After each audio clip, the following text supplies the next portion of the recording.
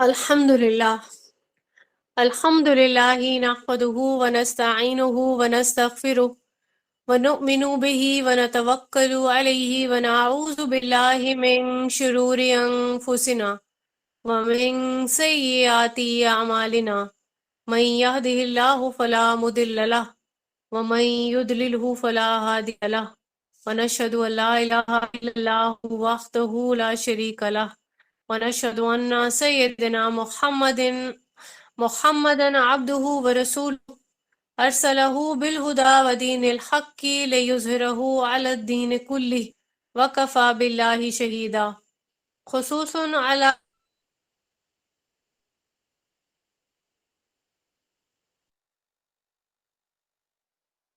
وصلى الله عليه وسلم تسليما كثيرا كثيرا اما بعد فاعوذ باللہ من الشیطان الرجیم بسم اللہ الرحمن الرحیم رب اشرح لی صدری ویسر لی امری واحلل عقدۃ من لسانی یفقہوا قولی رب یسر ولا تعسر وتمم بالخیر آمین ثم آمین۔ انشاءاللہ آج ہم پارہ نمبر 5 سٹارٹ کریں گے۔ پارہ نمبر 5 میں ہم سورہ نساء پڑھیں گے۔ سورہ نساء ہم نے لاسٹ لیکچر میں سٹارٹ کی تھی۔ انیشیل جو تھے رکوع، ہم نے 3 رکوع وہاں پہ کمپلیٹ کیے ہیں لاسٹ لیکچر میں، اور اس کے بعد آج کے لیکچر میں ہم انشاءاللہ 17 رکوع پڑھیں گے، یعنی کہ چوتھے رکوع سے سٹارٹ ہوگا اور 20th رکوع تک ہم لوگ اس کو انشاءاللہ کمپلیٹ کریں گے۔ اب یہ کنٹینیوٹی میں رکوع چل رہا ہے، لائک ہم نے 23 آیت سے، ہم نے جو پریویس آیت تھی اس میں ہم نے دیکھا کہ کس طریقے سے حرام کر دیا تھا اللہ پاک نے کچھ جو مائیں ہیں، بہنیں ہیں، بیٹیاں ہیں جن کو ہم محرم رشتے کہتے ہیں، ٹھیک ہے، تو ان کا پورا ایک بیان ہم نے دیکھا کہ جن میں پھوپھیاں آ سکتی ہیں، خالائیں آ سکتی ہیں، بھتیجیاں، بھانجیاں، ٹھیک ہے، تو یہ پوری ایک لسٹ اللہ تعالیٰ کی طرف سے پرووائڈ کر دی گئی ہے کہ ان کے ساتھ آپ نکاح نہیں کر سکتے ہیں۔ اور پھر اس کے بعد یہ بھی کہ کسی کی منکوحہ ہے اگر کوئی، ٹھیک ہے، تو وہ بھی اس کو بھی حرام قرار دے دیا گیا ہے، اس کے ساتھ نکاح نہیں ہو سکتا سوائے اس کے کہ جو لونڈیاں ہیں۔ اب جو لونڈیاں ہیں یہ ملکیت میں ہوتی ہیں، اب یہ لونڈیوں کے لیے آپ کے پاس ایک اور آپشن اللہ پاک نے دیا، ان کو آپ مہر کے ساتھ بھی حلال کر سکتے ہو، یعنی کہ نکاح کر لیں اور پھر ان کو ان کے مہر ادا کر دیں تو وہ بیوی بن جائیں گی اور وہ آپ کے لیے حلال ہو جائیں گی۔ اور یہاں پہ ایک چیز اور ہے کہ جو لونڈی ہے وہ کون ہوتی ہے؟ لونڈی جہاد کے میدان سے جو قیدی غلام آتی ہیں نا، مطلب جو قیدی بن کے آتی ہیں خواتین، غلام ہوتی ہیں، یہ نان مسلم ہوتے ہیں خواتین، ٹھیک ہے، تو یہ حلال کر دی گئی تھی مومنوں کے لیے، کیونکہ یہ سارے ڈسٹریبیوٹ ہو جاتی تھی جیسے ہی کوئی جنگ ہوئی، اس کے بعد ان کو جو بھی مال ہوتا جس کو مال غنیمت بولتے ہیں اس کو بھی ڈسٹریبیوٹ کر دیا جاتا تھا جتنے لوگ جہاد میں پارٹیسپیٹ کرنے والے ہوتے، اور پھر اس دوران جو بھی لونڈیاں ہوتی وہ بھی تقسیم ہو جاتی تھی۔ تو 24 آیت میں بتایا گیا ہے کہ کسی کی منکوحہ بھی حرام ہے۔ اچھا، یہاں محرم خواتین کی 2 ٹائپس بتا دی گئی ہیں کہ ایک تو 2 ٹائپس میں، ایک تو ابدی محرم ہوتی ہیں، صحیح ہے، جس سے کبھی بھی نکاح نہیں ہو سکتا، ابدی مطلب ہمیشہ کے لیے، اور دوسری جو ٹائپ ہے وہ عارضی ہے۔ عارضی یہ ہے کہ ان کے ساتھ وقتی طور پر نکاح نہیں ہو سکتا۔ اس میں مثال کے طور پر ہم دیکھتے ہیں کہ کوئی جو بیوی کی بہن ہے کسی بھی مرد کے لیے، وہ عارضی محرم ہے، وہ اس کے ساتھ نکاح نہیں کر سکتا۔ ایک وقت میں ایک ہی بہن کو نکاح میں رکھا جا سکتا ہے، دوسری بیوی کو ایک ہی وقت میں نہیں رکھا جا سکتا اپنے نکاح میں، ٹھیک ہے، اللہ تعالیٰ نے اس کو حلال نہیں کیا۔ پھر اس کے بعد اگر ایسی سچویشن آتی ہے کہ وہ انسان اپنی بیوی کو طلاق دے دے، ٹھیک ہے، یا پھر اس کی بیوی کی ڈیتھ ہو جائے، تو یہاں پہ جو عارضی محرم تھی، یعنی کہ جو بیوی کی بہن تھی، اب وہ اس کے لیے عارضی محرم بھی نہیں رہی، اب وہ اس کے لیے نامحرم ہے اور وہ اس کے نکاح میں آ سکتی ہے، ٹھیک ہے، وہ اس سے چاہے تو نکاح کر سکتا ہے۔ اب یہاں پہ جو نکاح کا معاملہ ہے اس کے بارے میں اللہ تعالیٰ کی طرف سے تاکید کر دی گئی ہے کہ کچھ نکاح کے لیے شرائط بھی ہیں۔ اب شرائط میں یہ جب پوری ہوتی ہیں تبھی نکاح کیا جا سکتا ہے، اور یہ نکاح جو ہے وہ حلال ہوتا ہے۔ اس میں ایجاب و قبول کی ایک شرط ہے، مہر کی ادائیگی ہے، اور یہ کہ جو نیت ہے نکاح کی وہ گھر بسانے کی ہو، یہ صرف جو خواہشات کی پیروی ہے یا لذت ہے وہ اس کی نیت نہیں کر سکتا کوئی بھی انسان۔ اس میں ایمان کی حفاظت بھی شامل ہے کہ انسان جو ہے وہ نیک طریقے سے، حلال طریقے سے اپنے اللہ کے احکام کے اندر رہتے ہوئے اپنی جو بھی ضرورتیں ہیں وہ پوری کرتا ہے۔ اب یہاں پہ ہم نے یہ دیکھا کہ اگر کوئی بیوی خود سے اپنا حق مہر چھوڑ دے، ٹھیک ہے، اگر وہ چھوڑنا چاہے تو بھی اس کو ٹھیک سمجھا جائے گا۔ اگلے رکوع میں ہم دیکھتے ہیں، اس کو ہم 3 آیات پہلے ہم دیکھ لیتے ہیں انشاءاللہ، جس میں اللہ پاک نے حرام اور حلال کا فلسفہ بیان کیا ہے۔ 3 آیات مطلب 26 سے لے کے 28 تک کی آیات انشاءاللہ ہم دیکھیں گے کہ جو اللہ پاک نے جن چیزوں کو حرام قرار دیا تو مومن کے لیے جائز نہیں کہ وہ ان کو اختیار کرے، اور حلال جن چیزوں کو اللہ پاک نے کر دیا، ٹھیک ہے، تو وہ آپ کے لیے، آپ اس کو کنزیوم کر سکتے ہو، آپٹ کر سکتے ہو۔ یہی سارا ہمارے دین کا حصہ ہے، اور یہی دین کا ایک فلسفہ ہے جس کو ہم حرام اور حلال کا فلسفہ کہتے ہیں۔ اللہ پاک نے یہاں پہ یہ چیز واضح کر دی ہے کہ اگر کوئی شہوت کی پیروی کرے گا تو obviously وہ بھٹک جائے گا۔ تو یہ جو شریعت ہے، شریعت کہتے ہیں نا، حرام اور حلال کے فلسفے کو شریعت کہتے ہیں۔ یہ شریعت جو ہے یہ اللہ کی طرف سے دی گئی ایک نعمت ہے۔ اگر اس نعمت پہ انسان عمل کرتا ہے تو معاشرے میں جو بھی لوگ ہیں، ٹھیک ہے، وہ سب کے سب، ان کی جان بھی محفوظ ہوگی، ان کا مال بھی محفوظ ہوگا، ان کی عزتیں بھی محفوظ ہوں گی۔ اگزامپل اگر ہم لے لیتے ہیں، اللہ پاک نے نکاح کے ذریعے سے نکاح کو حلال کیا، ٹھیک ہے، نکاح کے ذریعے سے ہی کوئی اپنا ازدواجی تعلق قائم کرے گا۔ اگر تو ہم اس کو سمجھتے ہیں کہ ہمیں اس حرام حلال کے چکر میں نہیں پڑنا، تو معاشرے میں زنا عام ہو جائے گا، لوگوں کی عزتیں محفوظ نہیں رہیں گی، ٹھیک ہے۔ تو جو شریعت ہے یہ اللہ پاک کی ایک بہت بڑی ایک نعمت ہے انسانیت کے لیے۔ رکوع نمبر 5 کو ہم دیکھیں گے، اس میں 29 سے لے کے 35 تک کی آیات شامل ہیں۔ اس میں اللہ پاک کی طرف سے حکم دیا گیا ہے کہ ایک دوسرے کے مال ناحق طریقے سے نہیں کھانے، اور نہ ہی کسی کو قتل کرنا ہے۔ اگر کوئی اس باؤنڈری کو، اس حکم کو قبول نہیں کرتا اور اختلاف کرتا ہے تو ایسا کرنے والوں کو سخت سے سخت سزا دی جائے گی اللہ تعالیٰ کی طرف سے۔ اور یہاں پہ بہت زیادہ ایک بڑی خوشخبری مومنوں کے لیے موجود ہے کہ لوگ اگر بڑے بڑے گناہوں سے بچیں گے، اللہ تعالیٰ سے ڈریں گے، تو اللہ تعالیٰ پھر چھوٹے گناہوں کو خود ہی معاف فرما دے گا۔ 31 آیت میں ہم دیکھتے ہیں کہ انسانوں میں سے بعض کو اللہ پاک نے فضیلت دے دی۔ کیسے فضیلت دی؟ کسی کو مال زیادہ دے دیا، کسی کو کم دیا، ٹھیک ہے، اور کسی کو اللہ پاک نے کوئی صلاحیت زیادہ دے دی، عقل زیادہ دے دیا یا علم زیادہ دے دیا، ٹھیک ہے۔ تو پھر یہاں پہ انسٹرکشن ہے اللہ تعالیٰ کی طرف سے کہ کسی کی بھی کوئی فضیلت دیکھنے کے بعد اس سے حسد نہیں کرنا، حسد سے بچنا ہے۔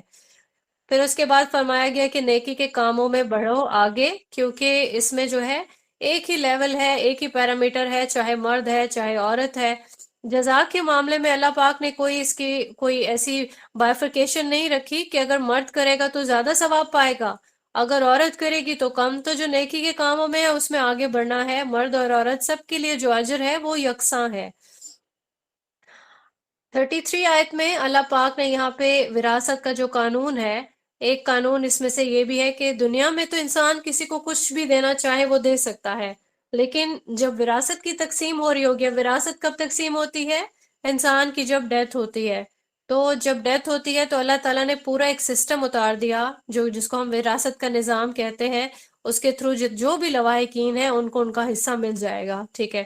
لیکن یہاں پہ وراثت میں کوئی منہ بولا اگر ہے، کوئی منہ بولا بیٹا، کوئی بھائی یا کوئی ایسا رشتہ، تو اس کا وراثت میں کوئی حصہ نہیں ہے۔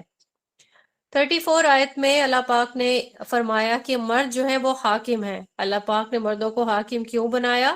ٹھیک ہے، ان کے پاس اسائنمنٹ زیادہ ہیں، اور سب سے جو بڑی اسائنمنٹ ہے وہ کیا ہے کہ مرد جو ہے وہ اپنا مال خرچ کرتے ہیں۔ اور 35 آیت میں بتایا گیا ہے کہ نیک بیویاں کون ہیں؟ جو شوہر کی تابعدار ہوں، ان کے مال کی حفاظت کریں، ان کے بستر کی حفاظت کریں، ان کے پاس شوہر کے کوئی بھی راز ہیں تو ان کی بھی حفاظت کریں، اولاد کی بھی حفاظت، ان کی تربیت جو ہے وہ اسی میں شامل ہے۔ اب جو خواتین ایسا نہ کریں تو پھر ان کو سمجھایا جا سکتا ہے کہ وہ کوئی بھی اس کے علاوہ کی جو بھی روش ہے وہ اختیار نہ کریں۔ اور اس میں سے جو کچھ خواتین کے اسائنمنٹس ہیں، ان میں سے اگر کوئی اسائنمنٹ ان سے پوری نہیں ہوتی، مطلب کوئی اگر وہ کسی اپنی چیز کی حفاظت نہیں کر سکتا، شوہر کے مال کی یا اس کی عزت کی حفاظت نہیں کر سکتی کوئی خاتون، تو یہاں پہ اللہ تعالیٰ کی طرف سے سرزش کا بھی حکم دیا گیا ہے کہ ہلکی سی جو سرزش ہے وہ کی جا سکتی ہے۔ تو یہاں پہ ایک چیز ہے جو فقہا کی طرف سے بیان کی گئی ہے کہ ایسی مار بھی ماری جا سکتی ہے اگر کوئی اپنے بالکل ہی جو ہے وہ صحیح روش پر نہیں آ رہی، ٹھیک ہے، ایسی مار جو کہ نشان نہ چھوڑے، ٹھیک ہے۔ اور پھر اس کے بعد ایک چیز اور بیان کی گئی ہے کہ ایسی خواتین کو سزا کے طور پر ان کے بستر الگ کر دینے چاہیے، اور پھر اگر وہ اصلاح کر لیتی ہیں اپنی تو پھر ان کو معاف کر دینا چاہیے، اور پچھلی جو بھی چیزیں ہیں ان کے لیے دل میں کوئی ایسی رنجش وغیرہ نہیں رکھنی ہے، ٹھیک ہے۔ تو یہاں پہ ہمارا یہ رکوع مکمل ہوتا ہے۔ اللہ تعالیٰ سے جو ہے دعا کرنی چاہیے کہ اللہ تعالیٰ سارے جو خاندان ہیں ان کو آپس میں شاد اور آباد رکھے، کیونکہ اللہ تعالیٰ بھی یہی چاہتا ہے کہ انسانوں کے جو خاندانوں کا ایک سسٹم ہے وہ بالکل قائم و دائم رہے اور اس میں کوئی بھی رنجش نہیں آئے۔ رکوع نمبر 6 سٹارٹ ہوتا ہے، جس میں 36 سے لے کے 43 تک کی آیات شامل ہیں۔ آیت وائز ہم اس کو دیکھیں گے تو 36 آیت میں اللہ کی بندگی کا حکم ہے اور شرک سے اجتناب کا حکم کیا گیا ہے۔ والدین کے ساتھ حسن سلوک ہے، اس کے بعد حسن سلوک ہے قرابت داروں سے، یتیموں سے اور ہمسایوں سے، ٹھیک ہے، یہ سارے اسی میں آتے ہیں۔ پھر اس کے بعد اللہ پاک نے یہ فرمایا کہ شیخی خوروں کو اللہ پاک بالکل ناپسند کرتے ہیں، ٹھیک ہے۔ تو جو یعنی کہ جو شیخی خورے وہ ہوتے ہیں جو کچھ نہ کچھ جو ہے برتر سمجھ کے وہ بیان کرتے رہتے ہیں، ٹھیک ہے، وہ چیز اللہ تعالیٰ کو بالکل بھی پسند نہیں ہے، یہ بیان فرمائی گئی ہے۔ 38 آیت میں بخل اور ریاکاری بیان کی گئی ہے کہ یہ چیز بھی اللہ کو بہت ناپسند ہے، ایسا کرنے والے شیطان کے ساتھی ہیں، یعنی کہ ابلیس کے ساتھی ہیں، جو بھی بخل کرتے ہیں، جو ریاکاری کرتے ہیں۔ ریاکاری کیا ہوتی ہے؟ دکھاوے کے لیے کوئی بھی عمل کرنا، ٹھیک ہے، بظاہر تو انسان یا دوسروں کو دکھا رہا ہوتا ہے کہ میں اللہ تعالیٰ کو راضی کر رہا ہوں، لیکن اصل میں وہ دوسروں کو امپریس کر رہا ہوتا ہے۔ تو ایسا کوئی بھی عمل جو اللہ تعالیٰ کی رضا کے لیے نہیں کیا جائے گا وہ ریاکاری میں آئے گا۔ 39 آیت میں صدق کے دل سے ایمان لانے کا بیان ہے اور ساتھ میں کھلے دل سے اللہ کی راہ میں خرچ کرنے کا بیان ہے۔ 40 آیت ہے جس میں نیکی کا اجر بتایا گیا ہے کہ اللہ پاک چاہے تو ایک نیکی کا کئی گنا اجر بڑھا سکتے ہیں۔ اس رکوع کا جو ٹائٹل ہے وہ یہ ہے کہ روز قیامت رسول اللہ صلی اللہ علیہ وآلہ وسلم اپنی امت کے خلاف گواہی دیں گے۔ اب یہ ایک بہت ہی ایک سینسٹیو ٹاپک ہے۔ 41 آیت میں بیان کیا گیا ہے کہ رسول اللہ صلی اللہ علیہ وآلہ وسلم اپنی امت کے خلاف جو ہے وہ گواہ بن کر آئیں گے اور پھر اللہ کی بارگاہ میں عرض کریں گے، اے اللہ، میں نے اس امت تک دین کے پیغام کو پہنچانے کا حق ادا کر دیا تھا، اگر کسی نے عمل نہیں کیا تو اب وہ ذمہ دار خود ہے۔ تو جب بھی یہ آیت تلاوت کی جاتی تھی تو رسول اللہ صلی اللہ علیہ وآلہ وسلم خود بھی آپ دیدہ ہو جایا کرتے تھے کہ ایک دن آئے گا کہ میں اپنی امت کے خلاف گواہی دے رہا ہوں گا۔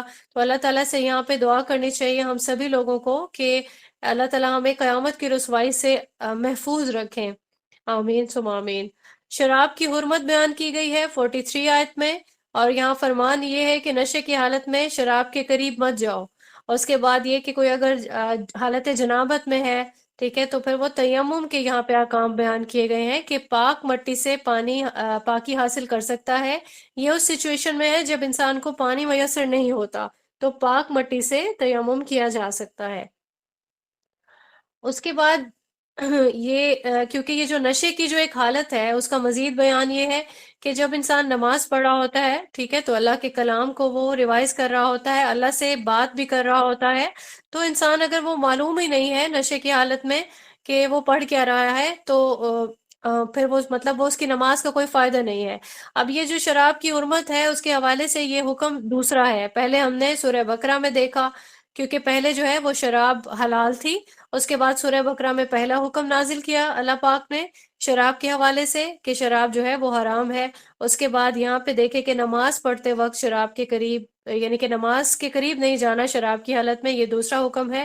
اس کے بعد شراب کو مکمل طور پر جو ہے حرام قرار دے دیا جائے گا۔ اس کا جو آخری حکم ہے وہ سورہ مائدہ میں موجود ہے، انشاءاللہ آنے والے لیکچر میں ہم اس کو کمپلیٹ پڑھیں گے۔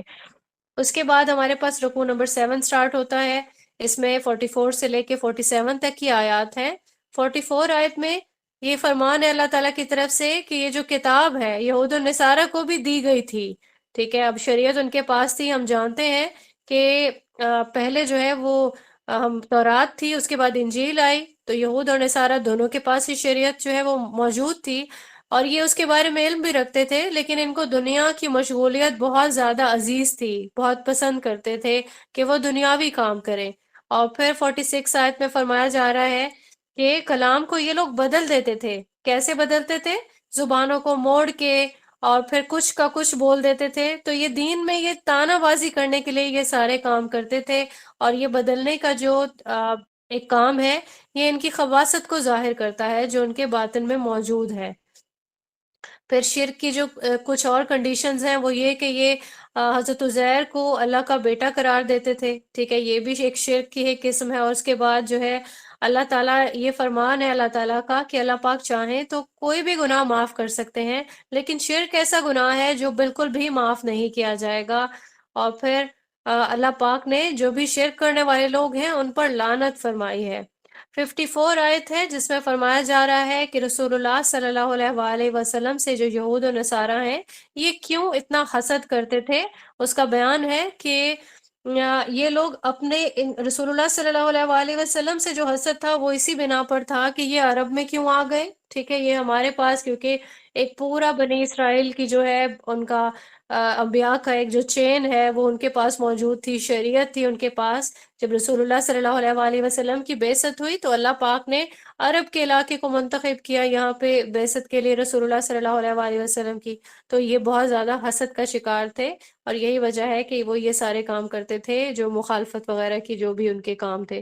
57 آیت میں فرمایا جا رہا ہے کہ جو بھی اہل ایمان ہوں گے ان کے لیے اللہ پاک نے جنت رکھی ہے جس میں پاک باز بیویاں ہوں گی. اور اس کے علاوہ بہت سارے ریوارڈ ہیں جو آنے والی آیات میں ہمیں وقتاً فوقتاً ہم دیکھتے رہتے ہیں، جو جنت کا اللہ پاک نے ایک رکشہ مسلمانوں کے لیے ایک رکھا ہے. اگلا رکوع جو سٹارٹ ہوتا ہے ہمارا، رکوع نمبر 8 ہے. اس میں 58 سے لے کے 70 تک کی آیات شامل ہیں. 58 آیت میں امانتوں کی سپردگی کا حکم ہے، اور اس کے علاوہ جو فیصلے ہیں وہ عدل سے کرنے کا ایک حکم جو ہے وہ دیا ہے اللہ پاک نے. اب جو مسلمان ہیں ان کو یہ ہدایت کی جا رہی ہے کہ وہ امانتیں ہمیشہ اہل لوگوں کے حوالے کریں جب بھی ان کو امانت ان کے حوالے کی جائے. اس کے بعد 59 آیت میں آتا ہے اللہ اور رسول اللہ صلی اللہ علیہ وآلہ وسلم کی اطاعت کرنی ہے. اب جو شریعت کے جو بھی احکام ہیں اس میں اللہ اور رسول صلی اللہ علیہ وآلہ وسلم کی اطاعت لازم و ملزوم ہے. یعنی احکام جو لیے جاتے ہیں شریعت کے وہ یہیں سے لیے جاتے ہیں کہ اللہ نے کیا حکم دیا اور رسول اللہ صلی اللہ علیہ وآلہ وسلم نے جو جو چیزیں پریکٹیکلی کر کے دکھائیں. اب کوئی بھی جو رول ہے یا کوئی بھی قانون ہے وہ کبھی بھی ایکسپیکٹ نہیں کیا جا سکتا جو کہ شریعت کے خلاف ہو. یعنی کوئی ایسا حکم نافذ کر دیا جائے جو کہ اللہ کے حکم کے خلاف ہو یا رسول اللہ صلی اللہ علیہ وآلہ وسلم کے خلاف ہو. تو یہاں پہ جو اطاعت ہے وہ لازم و ملزوم قرار دی گئی ہے. اس کے بعد ایک اور درجہ آتا ہے اولو الامر کی اطاعت کا. اولو الامر یعنی کہ شریعت کی موجودگی میں، ٹھیک ہے، شریعت کو مد نظر رکھتے ہوئے کوئی بھی اگر کسی منصب پہ فائز ہوتا ہے، اس میں کوئی قاضی آ سکتا ہے، کوئی حاکم آ سکتا ہے، ٹھیک ہے، تو پھر ایسے قاضی کی یا جو بھی صاحب اختیار ہوگا اس کی بھی اطاعت جو ہے وہ لازم ہے، کیونکہ وہ اللہ اور رسول صلی اللہ علیہ وآلہ وسلم کے احکام کو، شریعت کو مد نظر رکھتے ہوئے ہی فیصلہ کرے گا. اور اگر ایسے فیصلے سے کسی کو بھی اختلاف ہو جاتا ہے، ٹھیک ہے، تو پھر اس کے لیے آپشن یہی ہے کہ وہ قرآن و سنت کی روشنی میں ہی اپنا سولوشن ڈھونڈے گا. اس سے باہر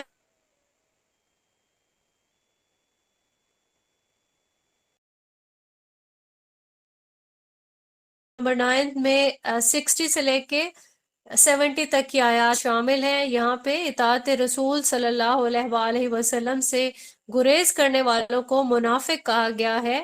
ٹھیک ہے، تو ہم یہاں پہ آیت وائز دیکھیں گے.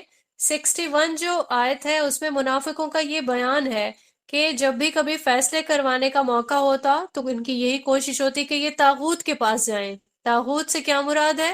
اب یہاں پہ طاغوت سے مراد یہی ہے کہ جو اگر کسی کاہن کے پاس جا رہے ہیں، کسی مشرک کے پاس، کوئی بھی اگر سردار ہے ان کا جو کہ مشرکین میں سے ہے، یہودی ہے یا نصرانی ہے. منافقین کون ہے؟ آپ لوگوں کو بہت اچھے سے کلیئر ہو گیا ہوگا کہ منافق جو ہے وہ بظاہر مسلمان ہے، بظاہر وہ کلمہ گو ہیں، لیکن اندر سے جو ان کی ایک جو اطاعت والا معاملہ ہے اس میں وہ خالص نہیں ہے. طاغوت ہر وہ چیز ہے جسے اللہ کو چھوڑ کے کسی کی ہم اطاعت کرتے ہیں، اللہ نہ کرے، تو وہ طاغوت کہلاتا ہے. ٹھیک ہے، تو یہاں پہ جب بھی فیصلے کرنے کا موقع ہوتا تو منافقین کی یہ کوشش ہوتی کہ فیصلہ ہمارے ہی حق میں ہو، تو وہ کیا کرتے، کسی بھی کاہن کے پاس جاتے، ٹھیک ہے، کسی بھی مشرک سردار کے پاس جاتے اور یہ چیز اللہ اور رسول صلی اللہ علیہ وآلہ وسلم کی نافرمانی میں آتی ہے، صحیح ہے۔ اگر وہاں پہ ان کو عدل نہیں ملتا تو پھر کیا کرتے، پھر رسول اللہ صلی اللہ علیہ وآلہ وسلم کے پاس آ جاتے، اور پھر جو ہے بیان کیا کرتے، مطلب منافقوں کی ہمیشہ یہی ایک روش رہتی ہے کہ وہ اپنا جو بیان ہے وہ بدل دیتے ہیں۔ تو اب یہاں پہ بیان کیا ہوتا کہ ہم تو مصالحت چاہتے تھے، ہماری کوئی اور نیت نہیں تھی، ٹھیک ہے۔ اس کے بعد 62 اور 63 آیت میں اللہ پاک نے بیان کیا کہ یہاں پہ آپ نے جتنے بھی منافقین ہیں ان سے چشم پوشی اختیار کریں، ٹھیک ہے، یعنی کہ اگنور کریں ان کو۔ اور 64 آیت میں اللہ تعالیٰ نے حکم دیا ہے کہ رسول کی اطاعت جو ہے وہ لازم ہے سبھی لوگوں پر۔ 65 آیت میں ہم دیکھتے ہیں کہ مومن کی نشانی کیا ہے، جب بھی اللہ کا حکم آئے گا اور رسول صلی اللہ علیہ وآلہ وسلم کا حکم آئے گا تو وہ سرنڈر کرے گا، اپنی خواہشات کو سائڈ پہ رکھے گا، اپنی مرضی کو سائڈ پہ رکھے گا، اور تہہ دل سے وہ تسلیم کر لے گا۔ اور یہ تسلیم کرتے ہوئے وہ اپنے دل میں کوئی تنگی نہیں پائے گا، ٹھیک ہے، یعنی کہ بالکل خالص نیت سے وہ اس کو قبول کرے گا، اللہ کے حکم کو اور رسول اللہ صلی اللہ علیہ وآلہ وسلم کے حکم کو، اور ایمان کی بھی یہی ایک شرط ہے۔ 66 آیت میں ہم دیکھتے ہیں کہ اللہ حکم ہے اس کو ماننے کے لیے لوگ اپنی جان بھی دینے کو تیار ہو جائیں، ٹھیک ہے۔ ابھی یہ جو اللہ کے احکام ہیں یہ سارے تو بڑے ہی آسان احکام ہیں، اللہ تعالیٰ کی اس آیت میں یہ چیز بیان کی گئی ہے۔ اور اس میں ہم مشکل احکام میں ہم دیکھتے ہیں کہ جیسے قتال کا حکم ہے، جہاد کا حکم ہے، تو یہاں یہ فرمایا جا رہا ہے کم ہی لوگ ہیں جو بہت مطلب جیسے کہتے ہیں سابقون الاولون، کے حکم آیا فوراً ہی اٹھ کھڑے ہوئے، تو ایسا کم ہی لوگ کرتے ہیں۔ obviously جو ایمان کے اعلیٰ درجات پر قائم ہوتے ہیں وہ بالکل بھی دیر نہیں لگاتے ہیں۔ اس کے بعد جو اگلی آیات ہیں جس میں 67 سے لے کے 70 تک کی آیات ہیں، اس میں اللہ پاک نے اجر کا بیان کیا ہے کہ اطاعت اگر کوئی کرتا ہے تو پھر وہ اللہ کا انعام اس کے لیے ہوگا، ٹھیک ہے، اللہ تعالیٰ اس کو اپنے فضل سے عنایت کریں گے۔ اس کے بعد درجات بتائے گئے ہیں اللہ کی طرف سے، جیسے کہ درجات ہیں لوگوں کے، مومنوں کے، جس میں پہلا درجہ تو انبیاء کا ہے، وہ اللہ کی اپنی مرضی سے ہی طے پایا، ٹھیک ہے، جتنے بھی لوگ ہیں، لیکن باقی جو درجات ہیں وہ کوئی بھی مومن کوشش سے اپنا وہ درجہ پا سکتا ہے، جس میں صدیقین کا درجہ ہے، شہداء کا درجہ ہے، صالحین کا درجہ ہے۔ کوئی بھی اگر محنت کرتا ہے اللہ کی رضا پانے کے لیے، سارے احکام پہ اگر سر تسلیم خم کرتا ہے تو وہ احسان کے درجے پہ پہنچ سکتا ہے۔ یہاں پہ ایک اور چیز ہے کہ منافقین جو ہیں وہ قرآن کریم کے بارے میں بھی جانتے ہیں، ٹھیک ہے، اللہ کا حکم ہے یہ ماننے کو بھی تیار ہیں، لیکن اس کے بعد جو رسول اللہ صلی اللہ علیہ وآلہ وسلم کی اطاعت ہے وہ اس کے لیے بالکل بھی تیار نہیں ہے۔ اور یہاں پہ دیکھتے ہیں کہ جو بھی منکرین ہیں رسول اللہ صلی اللہ علیہ وآلہ وسلم کی سنت سے، ٹھیک ہے، وہ بھی قرآن کے احکامات سارے مانتے ہیں، اس کے مانتے بھی ہیں، عمل بھی کرتے ہیں، تیار ہیں اس چیز کے لیے، لیکن وہ رسول اللہ صلی اللہ علیہ وآلہ وسلم کی احادیث کو نہیں مانتے ہیں۔ تو یہ ایک اس دور کا ایک بہت بڑا فتنہ ہے، اللہ پاک ہمیں اس فتنے سے محفوظ رکھے۔ اور یہ چیز جو ہے سبھی کے مائنڈ میں کلیئر ہونی چاہیے کہ کوئی انسان مومن کے درجے پہ پہنچ ہی نہیں سکتا کہ جب تک وہ اللہ کے ساتھ ساتھ رسول اللہ صلی اللہ علیہ وآلہ وسلم کی اطاعت نہیں کرے گا، کیونکہ اس اطاعت کا اللہ پاک کی طرف سے ہمیں حکم دیا گیا ہے۔ قرآن کریم اللہ پاک کی طرف سے آیا، ٹھیک ہے، رسول اللہ صلی اللہ علیہ وآلہ وسلم پر نازل ہوا، اور پوری جو دنیا ہے، پوری انسانیت ہے، اس کی ہدایت کے لیے آیا۔ تو رسول اللہ صلی اللہ علیہ وآلہ وسلم نے اس قرآن پر پوری طریقے سے پریکٹیکلی جو ہے اس کو کر کے دکھایا۔ تو یہ اطاعت کا ایک جو ہے نمونہ اللہ پاک نے خود ہی ہمارے لیے رسول اللہ صلی اللہ علیہ وآلہ وسلم کی جو زندگی ہے اسے رکھا، یعنی ان کی جو لائف ہے وہ ہمارے لیے اسوہ ہے۔ تو رسول اللہ صلی اللہ علیہ وآلہ وسلم کے کسی بھی فیصلے کے حوالے سے مومن جو ہے وہ اپنے دل میں تنگی محسوس نہیں کرتا۔ یہاں پہ ہمارا رکوع نمبر 9 کمپلیٹ ہوتا ہے۔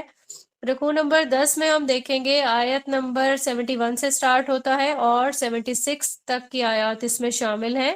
یہاں پہ فرمان ہے اللہ تعالیٰ کی طرف سے کہ اللہ کی راہ میں ناکامی کسی کو بھی نہیں ملے گی، ٹھیک ہے، کیسے نہیں ملے گی؟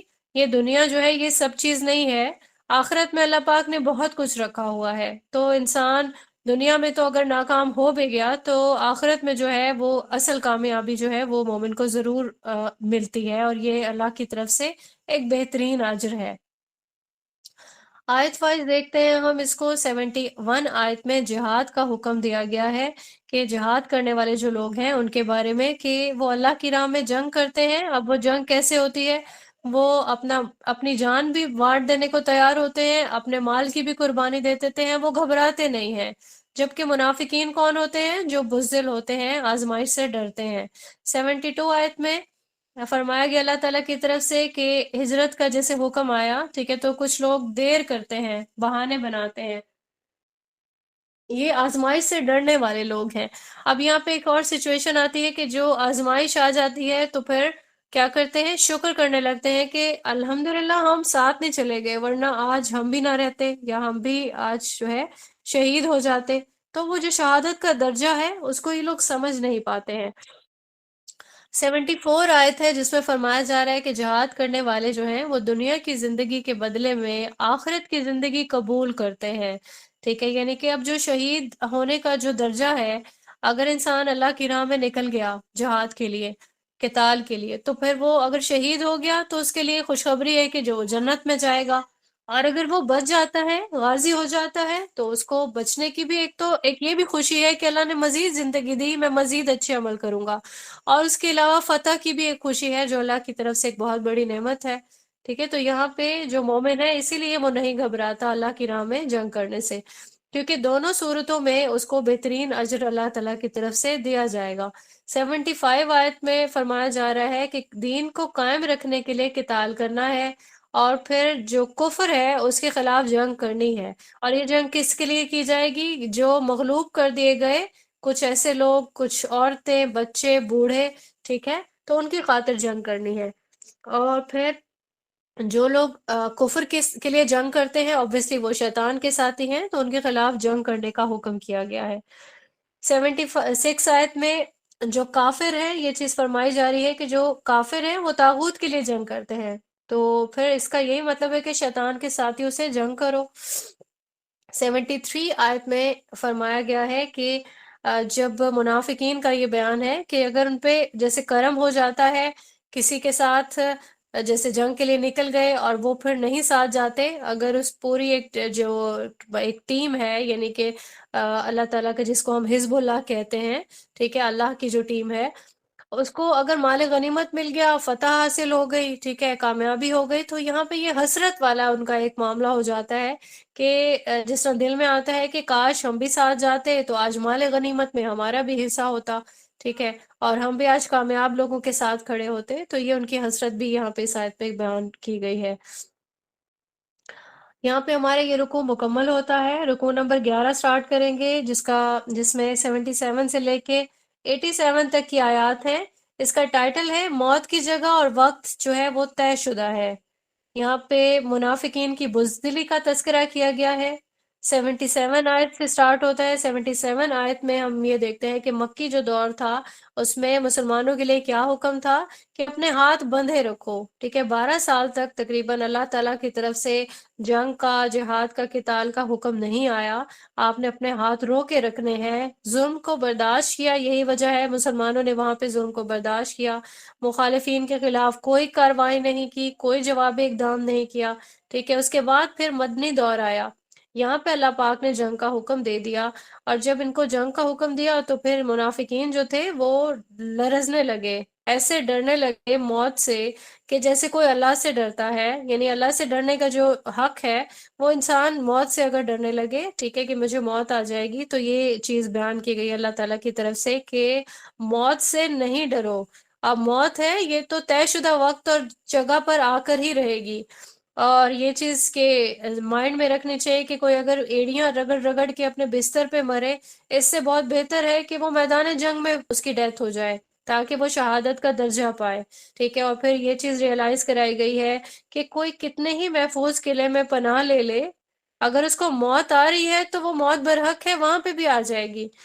اور پھر ایک اور جو اسی آیت میں بتائی گئی ہے، ایک منافقین کی روش، کہ جب ان کو کوئی بھلائی پہنچتی ہے تو وہ کہتے ہیں یہ بھلائی ہمیں اللہ کی طرف سے پہنچی ہے. اور اگر کوئی آزمائش یا مصیبت والا معاملہ آتا ہے تو پھر وہ فوراً کہتے کہ معاذ اللہ، رسول اللہ صلی اللہ علیہ وآلہ وسلم کی اسٹریٹجی جو ہے وہ صحیح نہیں تھی. ٹھیک ہے، تو یہاں پہ یہ چیز بتائی گئی ہے اللہ کی طرف سے کہ مشکل ہے، آسانی ہے، ٹھیک ہے، یہ سب چیزوں کی جو منجانب ہے وہ اللہ کی ذات ہے۔ 79 آیت میں ہمیں یہ چیز بتائی گئی ہے کہ بھلائی اللہ کی طرف سے ہے، لیکن اگر کسی پر بھی مصیبت یا آزمائش والا معاملہ آتا ہے، اللہ کی طرف سے ہے، لیکن مومن جو ہے وہ اپنا احتساب بھی کرے، ہو سکتا ہے یہ چیز اس کے اپنے اعمال کی وجہ سے ہو رہی ہے اس کے ساتھ، ٹھیک ہے، تو یہ چیز بیان فرمائی گئی ہے۔ 80 آیت میں رسول صلی اللہ علیہ وآلہ وسلم کی اطاعت کا ذکر ہے کہ جس نے بھی رسول اللہ صلی اللہ علیہ وآلہ وسلم کی اطاعت کی تو گویا اس نے اللہ کی اطاعت کی۔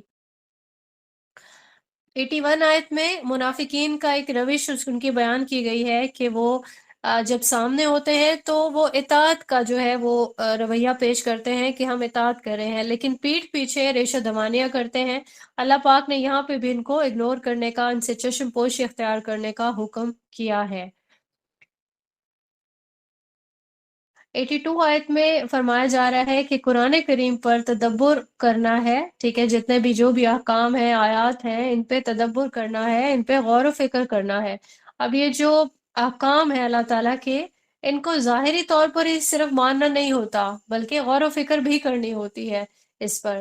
83 آیت میں منافقین کی اگین روش جو ہے وہ بیان کی گئی ہے کہ جیسے ہی کوئی خبر ملتی ہے تو یہ انتشار پھیلاتے ہیں۔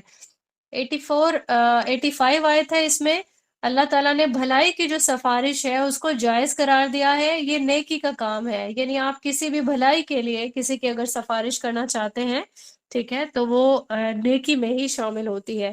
86 آیت میں سلام کو ترویج دینا اور اس کا بہتر جواب دینا فرمایا جا رہا ہے، یعنی کہ پورا سلام کرنا ایک تو، اور پھر اس کا بہترین جواب دینا، اور ہم جانتے ہیں کہ ہمارا جو سلام ہے یہ جب بھی ہم پورا سلام کرتے ہیں تو یہ 30 نیکیوں کا بھی باعث بن جاتا ہے، لہٰذا ہم سب کو کوشش کرنی چاہیے کہ ہم ہمیشہ پورا ہی سلام کریں، اور جب بھی کسی کو جواب دیں تو وہ بھی بہترین طریقے سے جواب دیں۔ 84 جو آیت ہے اس میں جنگ کا حکم ہے، جس میں رسول اللہ صلی اللہ علیہ وآلہ وسلم اور جو اہل ایمان ہیں یہ جنگ کے لیے ان کو اللہ تعالیٰ کی طرف سے حکم دیا گیا ہے کہ کوئی آپ کے ساتھ جائے یا نہیں جائے، آپ نے جنگ کے لیے نکلنا ہے۔ 87 آیت ہے، اس میں اللہ کی وحدانیت کا بیان ہے، صداقت کا بیان ہے، اور روز محشر کی طرف توجہ دلائی گئی ہے کہ ایک دن اللہ پاک تم سب کو جمع کرے گا۔ یہاں پہ ہمارا یہ رکوع مکمل ہوتا ہے۔ ہم اب رکوع نمبر 12 کو دیکھیں گے انشاءاللہ۔ رکوع نمبر 12 میں ہم نے پڑھنی ہے 88 سے لے کے 91 تک کی آیات، اور یہاں پہ جو ہجرت سے جو گریز ہے وہ منافقت سے اس کو تشبیہ دی گئی ہے، ٹھیک ہے، ٹائٹل ہم کیسے لے سکتے ہیں؟ ہجرت سے گریز کرنا منافقت ہے۔ اب یہ ہم جانتے ہیں کہ جس طرح سے ہجرت کا اللہ تعالیٰ کی طرف سے حکم آ گیا کہ سب مومن جو ہے وہ ہجرت کر جائیں، تو جن لوگوں نے قبول کر لیا، obviously یہ قبول کرنا آسان نہیں تھا، لیکن اللہ کے حکم کے آگے انہوں نے کسی بھی چیز کو امپورٹنس نہیں دی۔ مومنوں نے اپنے گھروں کو چھوڑا، اپنی بستیوں کو، فصلوں کو، مالوں کو، ٹھیک ہے، یہ سب چیزوں کی پرواہ نہیں کی، حکم پہ عمل کیا، ہجرت کر گئے۔ اب کچھ کے پاس جو ویلڈ ریزنز تھے کہ وہ ہجرت نہیں کر سکتے تھے، ٹھیک ہے، جس میں کچھ عورتیں ہو سکتی ہیں، بوڑھے بچے تھے، اور کچھ بیمار تھے، تو اللہ پاک نے ان کو ایگزیمپشن دے دی کہ اگر آپ ہجرت نہیں کر سکتے تو ٹھیک ہے، اس کا کوئی گناہ نہیں ہوگا۔ لیکن کچھ ان میں سے ایسے لوگ تھے جن کو منافق کہا گیا ہے، ان کو اپنے مال عزیز تھے، اپنے رشتے عزیز تھے، ٹھیک ہے، اپنے فصلیں یا اپنی جو بھی چیزیں تھی، یہ جس کو ہم معاشی جو چیزیں کہتے ہیں، وہ سب کچھ ان کو عزیز تھا، تو پھر ان لوگوں نے ان سب کو عزیز جانتے ہوئے ہجرت نہیں کی، ٹھیک ہے۔ تو یہاں پہ اہل ایمان میں سے دو گروہ بن گئے، کچھ ایسے مسلمان تھے جو کہتے تھے کہ یہ قصوروار نہیں ہے، ٹھیک ہے، اور کچھ جو تھے وہ یہ اہل ایمان جو تھے، جو بالکل پختہ ایمان رکھتے تھے، وہ یہ سمجھتے تھے کہ یہ ان کا ایک بہت بڑا قصور ہے ان کا، کہ یہ اللہ تعالیٰ کے حکم کو نہیں مان رہے ہیں۔ تو یہاں پہ آیت نمبر 88 میں اللہ پاک نے سوالی انداز میں کلیریفائی کر دیا کہ تم لوگ کو کیا ہو گیا ہے، تم لوگ دو گروہوں میں تقسیم ہو گئے ہو، یعنی اہل ایمان ہی ہیں دونوں، لیکن ایک گروہ جو ہے وہ ان منافقوں کے لیے نرمی اختیار کر رہا ہے، تو ایسا کرنے کی کیا ریزن ہے؟ اب جب ہجرت جو ہے وہ لازم ہو جائے، اب یہاں پہ اس کا اللہ کا جو حکم تھا وہ اس لیے تھا کہ جو مسلمان ہیں وہ سارے اکٹھے ہو جائیں مدینہ میں، تاکہ جتنے بھی افرادی قوت ہے یہ مضبوط ہو جائے گی۔ اور پھر مسلمان جو ہیں یہ اسٹرانگ ہو جائیں گے. ٹھیک ہے، اگر ان کو کبھی بھی کوئی جنگ کرنے کی ایک سچویشن آتی ہے، ٹھیک ہے، تو پھر کیا ہوگا، یہ ایک اسٹرینتھ میں ہوں یہ لوگ نا. اور پھر اس کے بعد جو ہے ہمیں دیکھتے ہیں کہ 89 آیت میں جب ہجرت لازم ہو گئی تو حکم آ گیا اللہ تعالیٰ کی طرف سے کہ جو بھی مدینہ کی طرف ہجرت نہیں کرتا، جو بھی منافق ہے، اس کو قتل کر دیا جائے. اور پھر 90 آیت میں یہ واضح کر دیا گیا کہ جن قوموں کے ساتھ معاہدہ ہے، اب یہ جو معاہدے ہیں ان کو بھی انشاءاللہ ہم ڈیٹیل سے تفسیر میں ہی پڑھیں گے کہ بہت سارے ایسے قومیں تھے جس طرح سے جن کے ساتھ معاہدے ہوئے تھے. اب وہ مسلمانوں میں سے نہیں تھے، کوئی یہودیوں کے ساتھ معاہدے تھے، ٹھیک ہے، وہ بھی آباد رہیں گے لیکن ایک دوسرے کو تنگ نہیں کریں گے. تو کچھ نہ کچھ اس میں ایک جو شک جسے ہم کہتے ہیں، کچھ نکات ہوتے ہیں کسی بھی معاہدے کے، تو ان معاہدوں کی بیسس پر یہ والی بات جو ہے یہ کنوے کی جا رہی ہے اللہ تعالیٰ کی طرف سے کہ جن قوموں کے ساتھ معاہدہ ہے وہ ایکسکلوڈڈ ہے، ٹھیک ہے، ان کو قتل نہیں کیا جائے گا. 91 آیت ہے جس میں امن میں رہنے والے جو شہری ہیں، ٹھیک ہے، وہ ان کو بھی، ان پہ بھی ہاتھ نہیں اٹھانا جب تک کہ وہ امن میں رہتے ہیں. صحیح ہے، لیکن اگر وہ فتنہ شروع کریں گے تو پھر ان کے خلاف بھی جنگ کی اجازت دے دی گئی اللہ تعالیٰ کی طرف سے. تو یہاں پہ ہمارا یہ رکوع مکمل ہوتا ہے. اس میں ہم نے ہجرت کرنا جو ہے اس کے بارے میں دیکھا ہے کہ جو منافقین ہیں وہ ہجرت کو ایک بہت بڑا ان کے لیے ٹاسک تھا. انہیں اپنے گھر چھوڑنا مشکل لگتا تھا، جائیدادیں، اپنے کاروبار اور رشتہ دار. یہ اللہ تعالیٰ سے محبت جو ہے اس پہ یہ چیزیں جو ہے وہ غالب آ گئی. تبھی یہی وجہ تھی کہ اللہ پاک نے ان کے ساتھ حکم دیا کہ ان کے ساتھ جنگ کی جائے، ان کے ساتھ رعایت نہیں کی جائے. ٹھیک ہے، تو یہ بھی کیونکہ کافروں کی طرح کا ان کا ایکٹ ہے تو ان کو بھی کفار کی طرح قتل کر دیا جائے. اگلا رکوع ہمارا ہے رکوع نمبر 13. اس میں 92 سے لے کے 96 تک کی آیات شامل ہے. یہاں پہ جان بوجھ کر جو قتل کرنے والا ہے اس پر اللہ کی لعنت ہے. اس رکوع میں انشاءاللہ یہ چیز ہم دیکھیں گے. اب یہ جو مومن ہے اس کے لیے یہ چیز پاسبل نہیں ہے کہ وہ جان بوجھ کے کسی مومن کو قتل کر دے. ٹھیک ہے، اب یہاں پہ قتل کی دو صورتیں ہو سکتی ہیں. کوئی ایک جو ہے وہ غلطی سے بھی قتل ہو سکتا ہے جس کو قتل خطا کا نام دیا جاتا ہے. اب قتل خطا سے کیا مراد ہے؟ کوئی غلطی سے کسی سے گولی چل گئی یا ایکسیڈنٹ ہو گیا، ٹھیک ہے، کسی سے تیر چل گیا. اب وہ یہ چاہتا نہیں تھا ایسا کرنا کہ اگلے بندے کو یہ چیز جو ہے وہ نقصان پہنچائے، وہ جان سے چلا جائے. ٹھیک ہے، تو اس لیے اس قتل کو قتل خطا کہا جاتا ہے. لیکن دوسرا جو قتل ہے جو کہ جان بوجھ کے کیا جائے گا اس کو قتل عمد کہا جائے گا. اور مومن کے لیے یہ چیز کہ وہ کسی کو جان بوجھ کے قتل کر دے، ٹھیک ہے، یہ چیز جائز ہی نہیں ہے. غلطی کی صورت میں جو ہے وہ معافی کی سچویشن بن سکتی ہے کوئی نہ کوئی. تو 92 آیت میں ہمیں بتایا جاتا ہے کہ کوئی کسی کو جان بوجھ کے قتل نہیں کر سکتا. اگر غلطی ہو گئی کسی سے تو پھر کفارہ دینا ہوگا.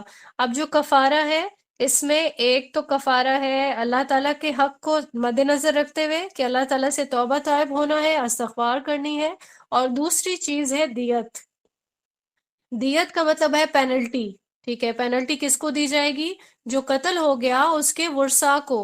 اب ورثاء جو ہے یہاں پہ سچویشنز آ جاتی ہیں دو تین کہ اگر تو ورثاء مشرکین ہیں یعنی اسلام کے مخالف ہیں تو پھر یہاں پہ جو بھی قتل کرنے والا ہے جسے قتل خطا ہوا وہ صرف ایک غلام کی گردن آزاد کروائے گا. ٹھیک ہے، اور غلام آزاد کروائے گا جس کو ہم کفارہ کہتے ہیں کہ جو اللہ کا حق ہے. اور کیونکہ اس کے ورثاء اسلام دشمن ہیں اس لیے وہ دیت نہیں دے گا. اور پھر ایک اور چیز بتائی گئی ہے کہ اگر مقتول کے ورثاء کی قوم کے ساتھ معاہدہ تھا، ٹھیک ہے، یعنی کہ وہ جو امن کے معاہدے ہوتے ہیں، اگر وہ معاہدہ تھا تو پھر وہ غلام بھی آزاد کرے گا اور دیت بھی دے گا. اور اگر یہاں پہ اللہ پاک نے اپنے حق میں یعنی کہ غلام کو اگر کوئی نہیں پاتا، افورڈ نہیں کر سکتا، تو پھر وہ کیا کرے گا؟ 2 ماہ کے مسلسل روزے رکھے گا اللہ تعالیٰ سے استغفار طلب کرنے کے لیے. یہاں پہ جو بھی اگر کوئی جان بوجھ کے قتل کر دیتا ہے کسی بھی مومن کا تو قتل عمد کی سزا بتائی گئی ہے کہ قتل عمد کی سزا ہے جہنم. اللہ تعالیٰ ایسے انسان کو جہنم رسید کریں گے، اللہ کا غضب اس پہ نازل ہوگا، اللہ کا عذاب آئے گا اس پر، اور اللہ کی لعنت کا مستحق ہوگا ایسا انسان. آیت نمبر 94 میں بتایا جاتا ہے کہ اللہ کی راہ میں قتال سے پہلے تصدیق بھی کرنی ہے. ٹھیک ہے، اگر کوئی اپنے آپ کو مومن ظاہر کر دیتا ہے، ٹھیک ہے، تو پھر اللہ کے لیے اس کو چھوڑ دو، کیونکہ جو باطن ہے اس سے صرف اللہ واقف ہے، کوئی بھی انسان کسی کے باطن سے واقف نہیں ہو سکتا. اگر کوئی سامنے کلمہ پڑھنے والا مسلمان اپنے آپ کو ظاہر کرتا ہے، ٹھیک ہے، تو آپ نے اس کو چھوڑ دینا ہے. آپ اس کو مسلمان ہی کنسیڈر کریں گے، چاہے اس کے دل میں جو بھی ہو. اور کوئی اگر یہ سوچتا ہے، کوئی مومن، کہ ٹھیک ہے یہ ابھی صرف مجھے دکھانے کے لیے کلمہ پڑھا ہے، میں اس کو قتل کر دوں اور پھر اس کا جو مال غنیمت ہے وہ میں حاصل کر لوں، ٹھیک ہے، تو مال غنیمت کی جو لالچ ہے، اس کو بھی اللہ پاک نے بہت ناپسند فرمایا ہے، اور یہ چیز ریئلائز کروائی ہے کہ اللہ پاک کے پاس بہت بڑی بڑی جنتیں ہیں، بہت کچھ ہے اللہ کے پاس مومنوں کے لیے، جو اللہ کے احکام کا احترام کرتے ہیں اور ان پہ عمل کرتے ہیں. آیت نمبر 95 میں جہاد کے لیے جو نکلنے والے لوگ ہیں، ٹھیک ہے، اور پھر وہ لوگ جو بہانے کر کے بیٹھے رہتے ہیں، تو اللہ پاک نے یہاں یہ چیز کا شعور دلایا ہے کہ دونوں جو پارٹیز ہیں، یعنی ایک تو وہ جن کو حکم ہوا وہ جہاد کے لیے نکل گئے، اور دوسری وہ ٹیم ہے جو کوئی نہ کوئی عذر تلاش کر لیتے ہیں، ٹھیک ہے. تو یہاں پہ یہ دونوں جو ٹیمز ہیں، ان کے درجات ایک جیسے نہیں ہو سکتے. جو اللہ کی راہ میں نکلے مجاہد بن کے، انہوں نے اپنی جان کی بھی قربانی دینے سے دریغ نہیں کیا، اپنا مال بھی قربان کیا، تو obviously اللہ کے ہاں ان کا درجہ جو ہے وہ افضل ہے. 96 آیت میں اللہ پاک نے شعور دلایا ہے کہ اللہ بہت غفور ہے، اللہ بہت رحیم ہے. یہاں پہ ہمارا یہ رکوع نمبر 13 جو ہے وہ کمپلیٹ ہوتا ہے. اس میں ہم نے جان بوجھ کر قتل کرنے والے پر اللہ کی جو لعنت ہے یا پھٹکار ہے اس کا بیان پڑھا. اب ہم سٹارٹ کرتے ہیں رکوع نمبر 14، جس میں آیت نمبر 97 سے لے کے 100 تک کی آیات انشاءاللہ ہم کور کریں گے. اب جو ہجرت نہیں کر رہے تھے لوگ، ان کی حسرت ناک موت کا ایک نقشہ جو ہے وہ بتایا جا رہا ہے اس رکوع میں، کہ ہجرت کرنے سے کچھ لوگ محروم رہ گئے تھے، ٹھیک ہے، ان کے پاس کوئی بھی اپنی ریزنز تھیں، ٹھیک ہے، ہیلے بہانے ہو سکتے ہیں، یعنی کہ جان بوجھ کر انہوں نے ہجرت نہیں کی، یا کسی بھی وجہ سے کوئی چیز، کسی دوسری چیز کو عزیز جانا، ٹھیک ہے. تو یہاں پہ 97 آیت میں اللہ پاک نے فرمایا جا رہا ہے اللہ تعالیٰ کی طرف سے کہ فرشتے بھی ان کے ساتھ ڈانٹ ڈپٹ کر رہے ہوں گے جنہوں نے ہجرت نہیں کی، ٹھیک ہے. تو پورا مکالمہ آیت میں درج ہے، ان سے ان کا عذر کی جو ہے وہ وجہ جانیں گے کہ کیا تم لوگوں کو اللہ کا حکم نہیں آیا تھا. مطلب فرشتے بھی ڈانٹ ڈپٹ کر رہے ہوں گے جن کے پاس عذر بھی نہیں تھا، پھر بھی انہوں نے ہجرت نہیں کی. تو اب فرشتے جو ہے وہ ان کو بتا رہے ہوں گے کہ اللہ کے حکم کے بعد اگر آپ نے ہجرت نہیں کی تو اب آپ کا ٹھکانہ جو ہے وہ جہنم ہے، اور جہنم بہت ہی بری جگہ ہے. صحیح ہے. اور پھر اس کے بعد جو اگلی آیت ہے، اس میں آیت نمبر 98 میں جو لوگ مغلوب کر دیے گئے تھے، مجبور کر دیے گئے تھے، اس میں کچھ مرد تھے، عورتیں، بچے یا بوڑھے، ٹھیک ہے، ان لوگوں کو اللہ پاک نے ایگزیمپشن دے دی، وہ اس عذاب سے ایکسکلوڈڈ ہیں. آیت نمبر 100 میں جن لوگوں نے ہجرت کی ان لوگوں کے لیے بیان ہے کہ اللہ پاک زمین میں ان کے لیے وسعت پیدا کرے گا، ان کے لیے آسانیاں ہوں گی. اور یہاں ایک اور چیز جو ہے وہ بہت بہترین طریقے سے بتائی گئی کہ ہجرت کی کسی نے نیت کر لی اور وہ روانہ ہو گیا، لیکن منزل پہ بھی نہیں پہنچا، راستے میں ہی اس کو موت نے جو ہے آ لیا، یا اس کو موت آ گئی، تو اللہ کے پاس اس انسان کا اجر جو ہے وہ محفوظ ہے. یہاں پہ ہمارا یہ رکوع مکمل ہوتا ہے. اگلا رکوع ہے رکوع نمبر 15. اس میں نماز کا جو بیان ہے وہ ملتا ہے کہ کوئی کتنے ہی خوف کے عالم میں بھی ہوگا، کسی بھی سچویشن میں نماز جو ہے وہ معاف نہیں ہے. اور ہمارے ہاں دیکھیں کہ ہم لوگوں نے نمازوں کو بہت زیادہ جو ہے وہ سمپل لیا ہوا ہے، کہ ابھی پڑھ لوں گی، پھر دوبارہ تھوڑی دیر میں پڑھ لوں گی، ایون قضاء کا وقت آ جاتا ہے. تو یہاں پہ بہت زیادہ توجہ دلائی گئی ہے نماز کی طرف اس رکوع میں. رکوع نمبر 15 ہے یہ 101 آیت میں. جو سفر کی نماز ہے اس کا حکم ہے کہ اگر کوئی سفر میں ہے، تھوڑا مشکل ہو جاتا ہے سفر میں انسانوں کو، یہ جو احکام ہے اللہ تعالیٰ نے بہت پیاری رخصت دے دی کہ اب نمازوں کو آپ قصر کر سکتے ہیں، یعنی کہ اگر 4 رکعت ہے تو اس میں 2 رکعت انسان پڑھتا ہے. پھر اس کے بعد 102 آیت ہے جس میں جنگ کے دوران جب دشمن کا خطرہ ہے اور دشمن کا حملہ ہو سکتا ہے تو نماز کو مزید ہاف کرنے کا حکم دے دیا، کہ یہاں پہ آپ صلاۃ الخوف جو ہے اس نماز کو کہا جاتا ہے. طریقہ کار کیا بتایا گیا؟ آدھا لشکر پہرا دے گا، آدھا نماز ادا کرے گا، پھر نماز ادا کر کے یہ نصف لشکر جو ہے وہ پہرا دے گا، اور باقی لشکر نماز ادا کرے گا. یعنی نماز یہاں بھی ہاف ہے، لیکن کیا ہے کہ باجماعت نماز جیسے ہوتی ہے تو ایک رکعت جو ہے وہ امام کے ساتھ، باقی خود پڑھ لے اور دوسرے لشکر کو پھر بھیج دے. ٹھیک ہے، یعنی کہ انتہائی خوف کے عالم میں بھی نماز جو ہے وہ بالکل بھی معاف نہیں ہے۔ 103 آیت ہے، اس میں جو ہے وہ فرمایا جا رہا ہے کہ بعد میں جب حالات آئیں، یعنی خوف کا وقت ختم ہو گیا، پھر جو بھی مسلمان ہے وہ سارا اپنی نماز کی پابندی پہ فوکس رہے، ٹھیک ہے، اور پھر جب بھی جو بھی کمپنسیشن ہے استغفار سے یا نوافل سے، وہ انسان کو ضرور کرنی چاہیے اللہ کے حضور۔ اللہ تعالیٰ سے ساتھ میں دعا بھی کرنی چاہیے کہ اللہ تعالیٰ ہمیں ہماری تمام نمازوں میں پابندی عنایت فرمائے، وقت کے ساتھ ہم اپنی نمازوں کو بہتر طریقے سے ادا کریں، آمین ثم آمین۔ 104 ہے اس رکوع کی آخری آیت، اس میں دشمن سے مقابلے کرنے میں کمزوری نہ دکھاؤ فرمایا گیا ہے، یعنی تکلیف جو ہے وہ بیان کی گئی ہے کہ جب دونوں جو وہ ہیں پارٹیز ہیں، دونوں آپس میں لڑ رہی ہیں، ٹھیک ہے، ایک اللہ تعالیٰ کی طرف سے جو ٹیم ہے، دوسری کفار کی ٹیم ہے۔ اب یہاں پہ ایک جو کفار ہے یا چاہے وہ مومن ہے، تکلیف دونوں سائڈز پہ ہوتی ہے، ٹھیک ہے، ان کے بھی لوگ جو ہے ان کی بھی ڈیتھس ہو رہی ہیں، آپ کی طرف سے بھی شہید ہو رہے ہیں، لیکن ان کے پاس اذیت ہے، ان کے پاس اس چیز کی تکلیف ہے محسوس کرنے کے لیے، لیکن آپ کے پاس اللہ ہے، ٹھیک ہے، یہ چیز ریئلائز کرائی گئی ہے مومنوں کو۔ یہاں پہ ہمارا 15واں رکوع ختم ہوتا ہے، کمپلیٹ ہوتا ہے۔ رکوع نمبر 16 آیت نمبر 105 سے لے کے 112 تک کی آیات اس میں شامل ہے۔ اس کا ٹائٹل ہے کہ عدل کرو خواہ دشمن کو فائدہ پہنچے، تو یہاں عدل کا بیان ہے۔ 105 آیت ہے جس میں رسول اللہ صلی اللہ علیہ وآلہ وسلم کو فرمایا جا رہا ہے کہ اپنے جو بھی فیصلے ہیں وہ حق کے ساتھ کریں اور اللہ سے استغفار طلب کریں، کیونکہ غلطی کسی سے بھی ہو سکتی ہے۔ 106 آیت میں یہ فرمایا جا رہا ہے، اب یہ کہ غلطی سے مراد یہ ہے کہ جب بھی کبھی کوئی بیان کیا جاتا ہے، حکم جو ہے وہ جاری کیا جاتا ہے کسی بھی عدالتی فیصلے میں، ٹھیک ہے، تو اس میں غلطی ہو سکتی ہے، کیونکہ جو بھی حکم جو ہے جاری ہوتا ہے وہ کس بیسس پہ ہوتا ہے، وہ شواہد سے، ٹھیک ہے، جو بھی فیصلے کیے جاتے ہیں عدالتوں میں شواہد ہوتے ہیں، اور پھر اسی کی بیسس پر جو ہے وہ فیصلہ کیا جاتا ہے۔ پھر اس کے بعد 107 آیت ہے جس میں خیانت کرنے والوں کے ساتھ جھگڑنے سے اللہ پاک نے منع فرمایا ہے، ان کی طرفداری کرنے سے بھی منع فرما دیا گیا۔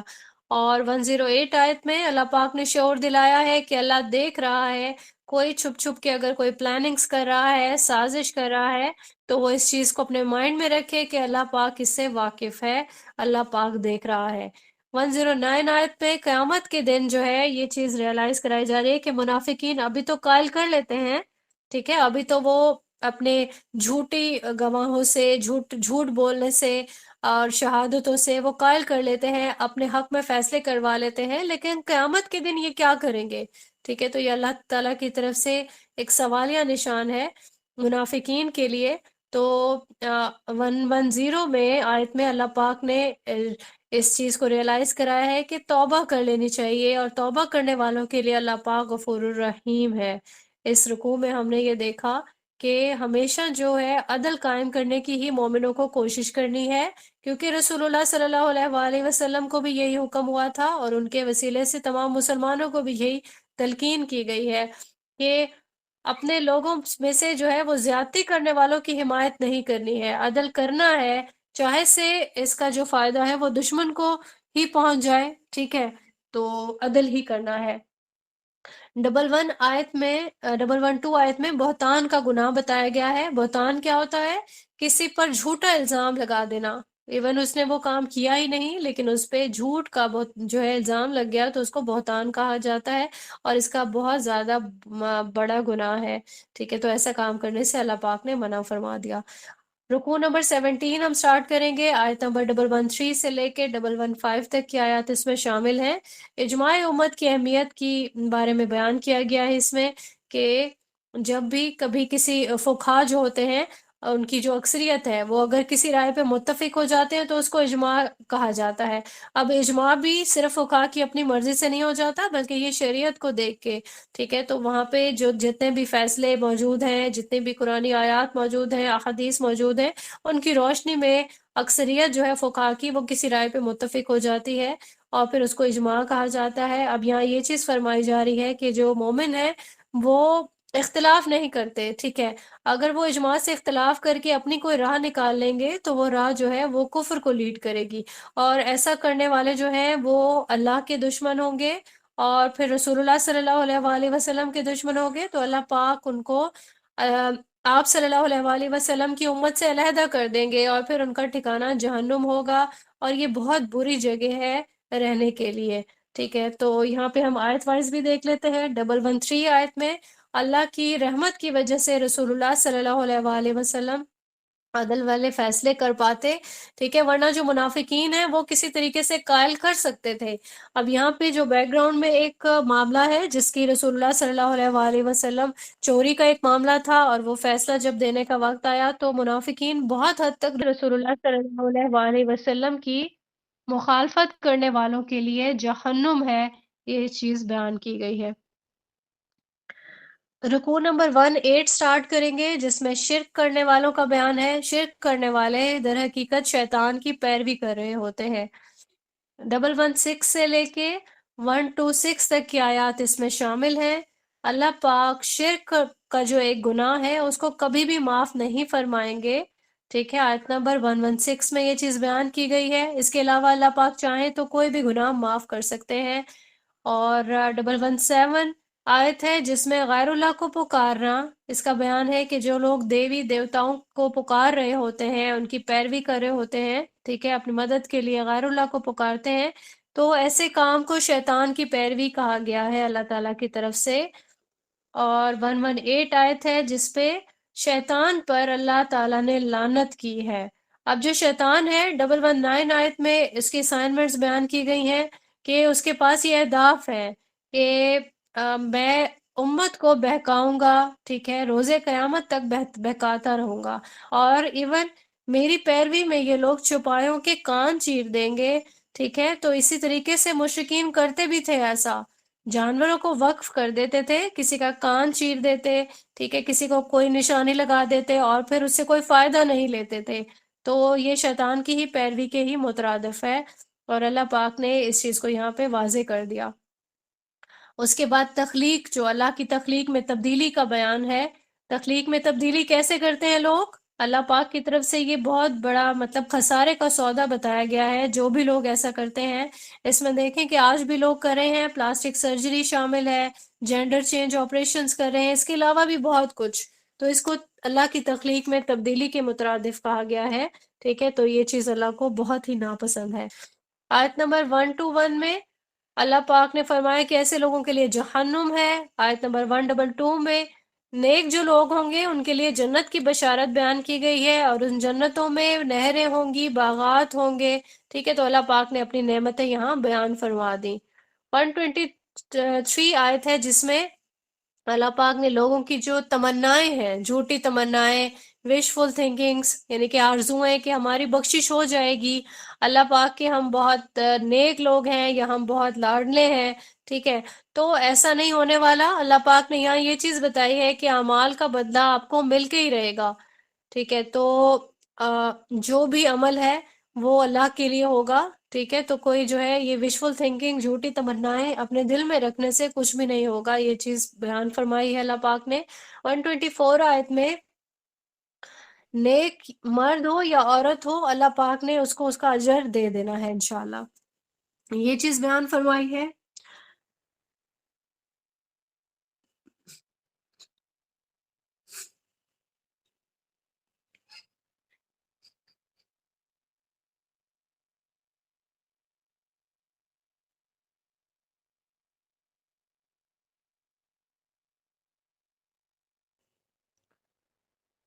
125 آیت ہے اللہ کے آگے سر تسلیم خم کرنے والا احسان کے درجے کو پہنچ جائے گا.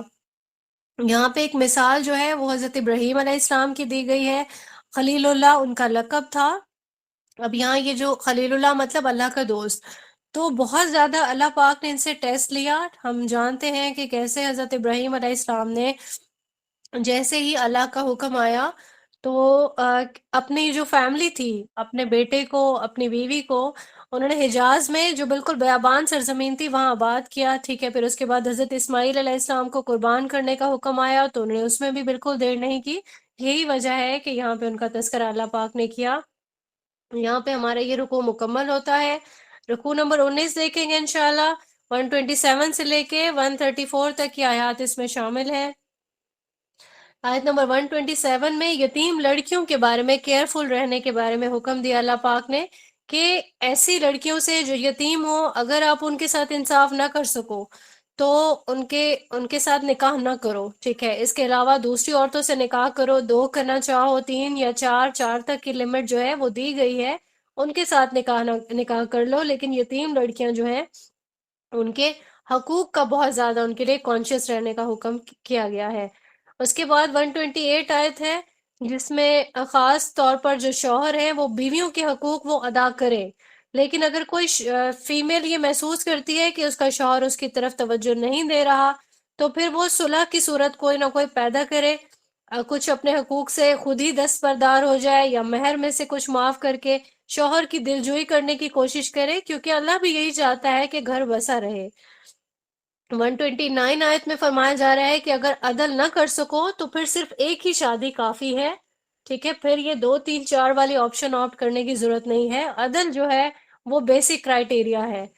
130 آیت میں میاں بیوی کے درمیان میں اگر تو موافقت نہیں رہے، ٹھیک ہے، موافقت رہے، ٹھیک ہے، جدائی نہ ہو، لیکن اگر ان کی آپس میں نہیں بن رہی، ٹھیک ہے، لڑائی رہتی ہے، جھگڑا رہتا ہے اور یہ چیزیں اپنے ایکسٹریم کو پہنچ گئی ہیں، تو یہاں اللہ تعالیٰ نے آپشن دی ہے کہ علیحدہ ہو جاؤ۔ پھر اگر علیحدہ ہو گئے ہو تو پھر اللہ تعالیٰ پہ توکل رکھیں کہ اللہ پاک اپنے فضل سے دونوں کو ہی غنی فرما دیں گے انشاءاللہ۔ 132 آیت میں اللہ پاک کا فرمان جو ہے وہ یہ ہے کہ آسمانوں اور زمین میں جو چیزیں بھی ہیں وہ اللہ ہی کی ہیں، اگر اللہ چاہے تو سب کے سب ختم ہو سکتے ہیں، اللہ چاہے تو پوری قوموں کو نیست و نابود کر دے اور پھر سب کو ریپلیس کر دے، کوئی نئی قوم لے آئے، ٹھیک ہے؟ تو اللہ تعالیٰ سبھی چیزوں پر قادر ہے۔ 133 آیت میں بیان فرمایا گیا ہے کہ جو دنیا کی جد و جہد کرنے والے لوگ ہیں ان کو توجہ دلائی گئی ہے کہ اللہ کے پاس اس سے بہت زیادہ ہے، لہذا ساری جو محنتیں ہیں وہ دنیا کے لیے نہیں کرو۔ اس پارے کا جو آخری رکوع ہے، رکوع نمبر 20، جس میں 135 سے لے کے 141 تک کی آیات شامل ہیں، اس میں ظلم اور استحصال کے خلاف جد و جہد کرنے کا حکم ہے، معاشرے میں عدل و انصاف کے قیام کے لیے کھڑے ہونے کا حکم ہے کہ جد و جہد کرو ظلم کے خلاف۔ اللہ کو صرف یہی نیکی مطلوب نہیں ہے کہ کوئی مسجد میں بیٹھ جاتا ہے، وہاں بیٹھ کے اللہ اللہ کرتا رہتا ہے، بلکہ اللہ کا حکم کیا ہے کہ باہر نکلو، ظالموں کے ساتھ جو ہے ان کے ساتھ انہیں ظلم سے روکو، ان کے خلاف جنگ کرو۔ 135 آیت میں یہ چیز بیان کی گئی ہے کہ عدل کا فیصلہ کرو، خواہ عدل کا فیصلہ تمہارے والدین کے لیے کہ والدین کے خلاف ہو، تمہارے رشتہ داروں کے خلاف ہو، یا خود تمہاری اپنی ذات کے خلاف ہو، ٹھیک ہے؟ تو عدل کے معاملے میں کبھی بھی خواہشات کی پیروی نہیں کرنی ہے۔ اس کے بعد 136 آیت میں فرمایا جا رہا ہے ایمان کا جو پیرامیٹر ہے وہ کیا ہے؟ اللہ پر ایمان لانا ہے، رسول اللہ صلی اللہ علیہ وآلہ وسلم پر ایمان لانا ہے، کتاب پر اور پچھلی تمام کتابوں پر، اور جو کوئی اس کا انکار کرے گا، یعنی اللہ پر ایمان لانا، فرشتوں، کتابوں، رسولوں یا قیامت کے دن پر، تو پھر وہ گمراہ ہو جائے گا۔ 137 اور 138 آیت میں ایمان لانے کے بعد اگر کوئی کفر کرتا ہے اور پھر اسی کفر میں اگر بڑھتا چلا جاتا ہے تو ان کے بارے میں بیان ہے کہ ان کی مغفرت نہیں کی جائے گی، ان کے لیے دردناک عذاب ہے۔ 139 آیت ہے جس میں مومنوں کو جو منافقین کا بیان ہے کہ وہ مومنوں کو چھوڑ کر کافروں سے دوستی کر لیتے ہیں اور وہ یہ سمجھتے ہیں کہ اس سے ان کی عزت میں اضافہ ہوگا، تو ان کو ریئلائز کروایا گیا ہے کہ عزت ساری کی ساری اللہ کے اختیار میں ہے، اللہ کے ہاتھ میں ہے، اللہ جسے چاہتا ہے عزت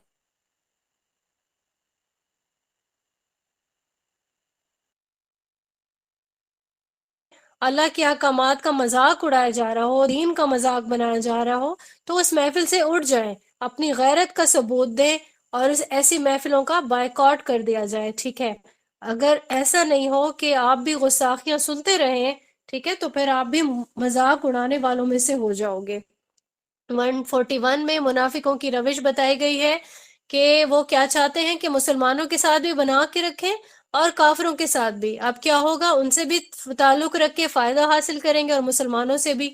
اب جب بھی مسلمانوں کو کامیابی ملے گی تو کہیں گے کہ ہم آپ کے ساتھ ہیں، لہٰذا مال غنیمت میں سے ہمارا بھی حصہ رکھیں، اور اگر کافروں کو کامیابی حاصل ہو تو کہتے ہیں ہم تمہاری مسلمانوں سے حفاظت کر رہے تھے، ٹھیک ہے؟ یعنی کہ یوں سمجھ لیں کہ یہ 2 کشتیوں کے سوار ہیں اور نہ ادھر کے نہ ادھر کے. تو یہاں پہ اللہ تعالیٰ نے یہ چیز ریئلائز کرائی ہے کہ منافق جو ہے ان کے لیے جہنم ہے، ان کے لیے کوئی اور راستہ نہیں ہے، اور انہیں قیامت کے دن انہیں کفار کے ساتھ ہی اٹھایا جائے گا.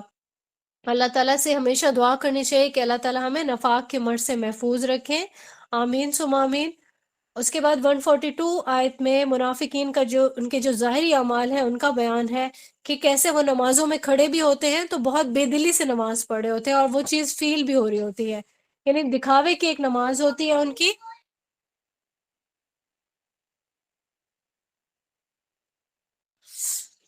143 آیت میں منافقوں کے جو نہ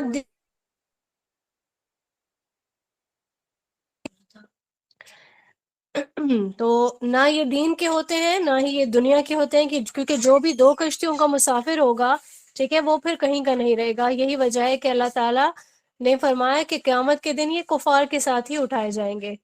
144 آیت ہے جس میں فرمایا جا رہا ہے کہ کافروں کو دوست نہ بناؤ مومنوں کو چھوڑ کر. اب ایسی آیت ہم نے پہلے بھی دیکھی ہے پچھلی آیات میں. 145 اور 146 آیت میں منافقین کے لیے جہنم کے نچلے درجے کی وعید ہے کہ ان کو جہنم کے سب سے نچلے درجے میں ڈالا جائے گا، اور پھر ان کی مدد کرنے والا کوئی نہیں ہوگا سوائے اس کے کہ جو لوگ توبہ کر لیں، اپنی اطاعت کو اللہ کے لیے خالص کر لیں. 147 آیت ہے جس میں یہ ریئلائز کرایا گیا ہے کہ اللہ کو یہ پسند نہیں ہے کہ اللہ پاک انسانوں کو عذاب دے. ٹھیک ہے، اللہ چاہتا ہے کہ تم شکر گزار بندے بنو، ایمان کے راستے پر چلو. ٹھیک ہے، تو اللہ سے کوئی بھی چیز پوشیدہ نہیں ہے، اللہ کو کوئی دھوکہ نہیں دے سکتا ہے. ٹھیک ہے، یہاں پہ ہم اپنے لیے جو ہے یہی دعا کرتے ہیں کہ اللہ تعالیٰ ہمیں نفاق کے مرض سے محفوظ رکھے. ہمارے دل میں کبھی بھی یہ والی جو منافقین کی جیسے روش تھی، ہمارے دل میں ایسے کبھی کوئی جذبات پیدا نہ ہو. یہاں پہ ہمارا رکوع جو ہے وہ مکمل ہوتا ہے اور ہمارا پارہ بھی کمپلیٹ ہوتا ہے. ہم انشاءاللہ صرف جو احکام ہیں ان کو ریوائز کر لیں گے کہ آج کے پارے میں ہم نے کیا کیا چیزیں پڑھی ہیں. ہم نے پہلی جو آیت ہے اس میں دیکھا کہ محرم عورتوں سے نکاح نہیں کیا جا سکتا، حرام ہے، لیکن لونڈیاں جو ہیں وہ حلال ہیں. اس کے بعد ہم نے دیکھا کہ جو نکاح ہے، نکاح حلال کیسے ہوتا ہے؟ جب اس کی شرائط پوری کر دی جائیں. شرائط میں کون کون سی شرائط آتی ہیں؟ ایجاب و قبول آتا ہے، مہر کی ادائیگی آتی ہے، نیت جو ہے وہ گھر بسانے کی ہونی چاہیے، خواہشات کی پیروی نیت نہیں ہونی چاہیے، ایمان کی حفاظت بھی نیت ہونی چاہیے. ٹھیک ہے، اس کے بعد 29 آیت میں ہم نے دیکھا کہ اللہ پاک نے یہ باور کرایا ہے کہ اللہ تمہیں عذاب نہیں دینا چاہتا، اللہ کے شکر گزار بندے بنو. 29 آیت میں حرام طریقے سے مال کھانے سے بھی منع فرمایا گیا ہے.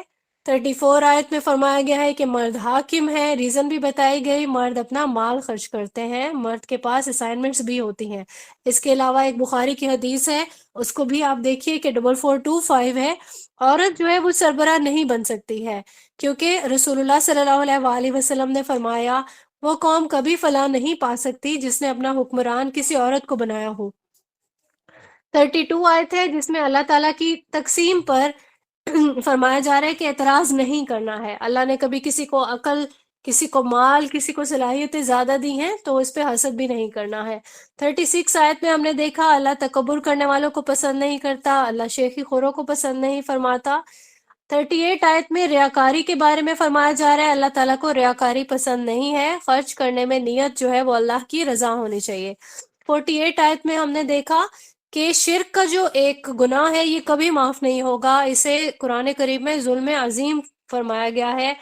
54 آیت ہے جس میں حسد کرنے سے منع فرمایا گیا ہے. 58 آیت میں امانتوں کی پاسداری کا حکم ہے. 65 میں رسول اللہ صلی اللہ علیہ وآلہ وسلم کے فیصلوں کو نہ ماننے والوں کو منافق کہا گیا ہے. ایمان کا یہ تقاضا ہے کہ فیصلوں پر راضی رہو اور دل میں بھی تنگی محسوس نہیں کرو. 78 آیت میں بدشگونی کا تذکرہ ہے کہ اچھائی اللہ کی طرف سے ہے، برائی معاذ اللہ رسول اللہ صلی اللہ علیہ وآلہ وسلم کے فیصلوں کی وجہ سے. تو 115 آیت آتی ہے، اس میں ہم نے دیکھا کہ اجماع سے مومن منہ نہیں موڑ سکتا. اہل ایمان جو ہے وہ صرف قرآن و سنت کے ریفرنس سے ہی رہنمائی لے سکتے ہیں، کوئی دوسری رائے اختیار نہیں کر سکتے مومن. 119 آیت ہے جس میں اللہ کی تخلیق میں کوئی بگاڑ کرے گا تو وہ شیطان کے ساتھی ہیں اور یہ لوگ خسارے کا سودا کرنے والے ہیں۔ 129 آیت ہے جس میں بیویوں کے عدل کا بیان ہے، اگر ایک سے زیادہ بیویاں ہیں تو ان میں عدل کرنا چاہیے۔